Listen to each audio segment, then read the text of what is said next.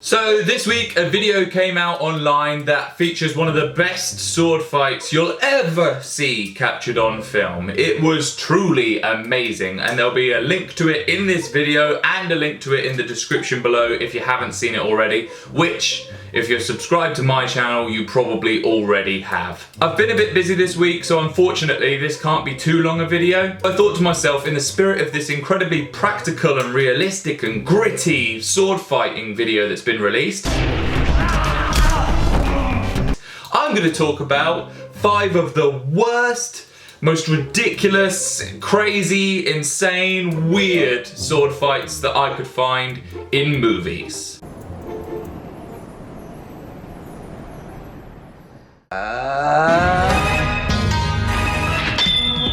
In at number 5 is one that a lot of people probably aren't gonna like me talking about because the fans are insane of this series. It is Star Wars Episode 3. I can't remember what it's called. Attack of the Who Gives a Shit. The fight that I hate in particular in this movie is the fight on Mustafar, the volcano-y place at the end with Obi-Wan and Anakin. This fight is hugely over choreographed, the moves are ridiculous, and the fight goes on just way too long, removing any sense of tension. This, in fact, is a good argument for why a lot of sword fights could have, time trimmed off of them. The length of a scene does not increase tension, sometimes it just makes you kind of bored. I think this fight goes on for like 10 minutes, when in contrast, the end of Kill Bill, episode 2, where she finally kills Bill, the fight's over in like seconds, but there was a lot more tension in that scene. It just goes to show that the tension you feel in a sword fight has nothing to do with the length of it. They could be over in 30 seconds and feel more intense than 10 minutes of just crap flipping and shit like this. It's also the same fight that led to this ridiculous gif.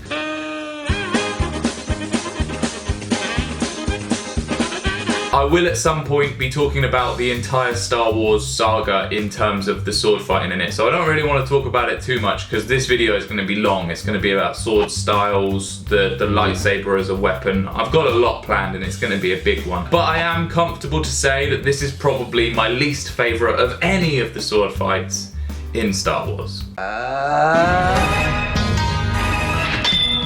In at number 4, I don't even know what to say about number 4. This fight is called Penis versus Sword. I've been sent it a few times by a couple of my subscribers who wanted me to talk about it, and I don't know what to say about this fight.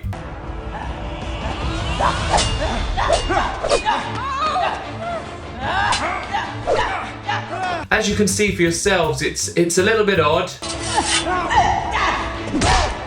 I really hope that's not the realistic effect of Viagra. Incredibly dramatic, of course. No man really wants to use his genitalia as a weapon. It doesn't look pleasant. This probably wins my personal award for the strangest sword fight I've ever seen in a movie ever. In fact, I never really saw this in a movie, and I don't know what movie it's from, and I've tried looking it up, and I stopped quite quickly because I'm not sure I want to know. Though I have to admit, it has one of the best sword fight conclusions I think I've ever seen.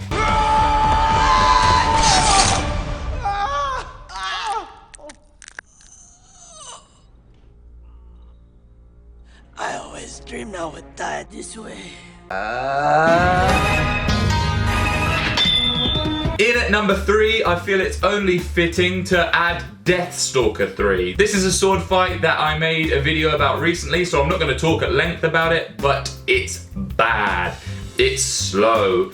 There's a lot of spinning, a lot of unnecessary swings. The swords are made out of aluminium. It is terrible. If you want to find out more about it, and I don't know why you would want to, then go and check out my video on Deathstalker 3. One of the laziest pieces of fight choreography I have ever seen, if they even choreographed it. I've got a feeling they probably just improvised as they went along, and it shows. It's bad. It's awful. Go watch it. You'll love it.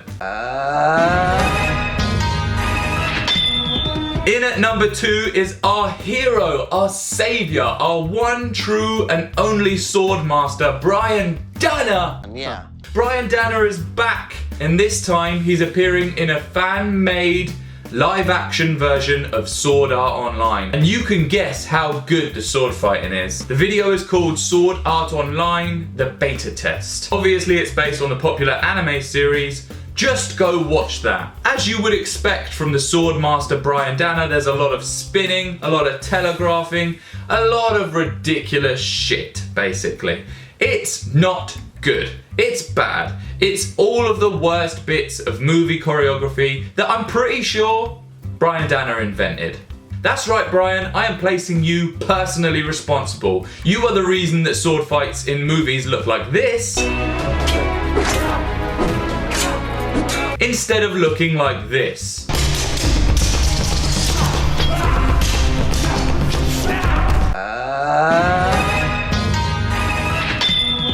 And finally, guys, in at number 1 is the sword fight from Samurai Cop.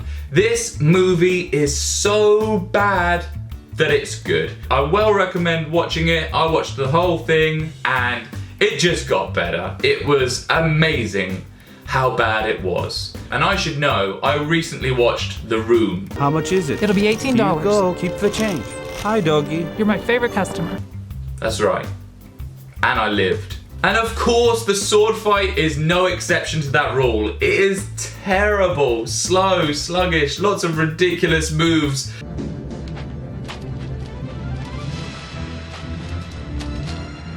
So much flaring, yeah, showing up. Wait a minute. If you make that hair short and add a beard, he's there again. It's him.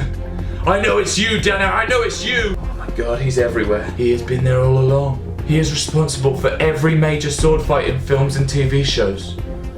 All the ridiculous spins, the over-telegraphs, they're all because of him, guys. They're all because of him. No. If you look back through history, you can see him everywhere. He's everywhere. He's coming for us all. He's gonna kill us all.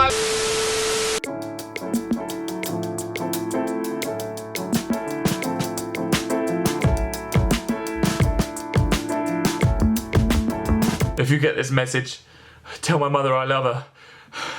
Brian Danner's coming for me. I don't know how long I have left, but please fix the sword fights in movies and TV shows. Please fix it. Do what you can. Do what you can, please. He's here. He's here, guys. He's here. I just want to say a very special thank you to my Patreon subscribers. You guys help make this channel possible.